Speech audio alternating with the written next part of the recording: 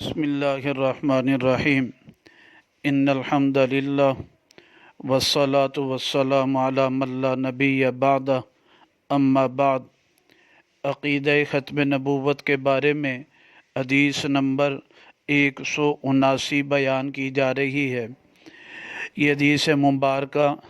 کنز العمال فی سنن الاقوال والافعال میں موجود ہے، جلد نمبر 1 صفحہ نمبر 100 اور رقم الحدیث 868 ہے۔ راوی حضرت زید بن ثابت رضی اللہ تعالیٰ عنہ ہیں۔ نبی پاک صلی اللہ علیہ وسلم نے فرمایا،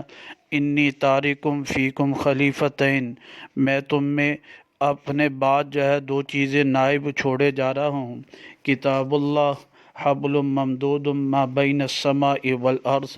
اللہ کی کتاب ہے، لٹکی ہوئی رسی ہے جو آسمان اور زمین کے درمیان ہے، وَإِطْرَتِي اہل بیتی، اور میرا خاندان، میری اولاد میرے اہل بیت ہیں، وَإِنَّهُمَا لَمْ يَفْتَرِقَانِ، اور بے شک وہ دونوں ہرگز جدا نہ ہوں گے، حَتَّى يَرِدَ عَلَيَّ الْحَوْض، یہاں تک کہ وہ مجھ پر حوض کوثر پر حاضر ہو جائیں گے۔ اس حدیث مبارکہ میں نبی پاک صلی اللہ علیہ وسلم نے فرمایا،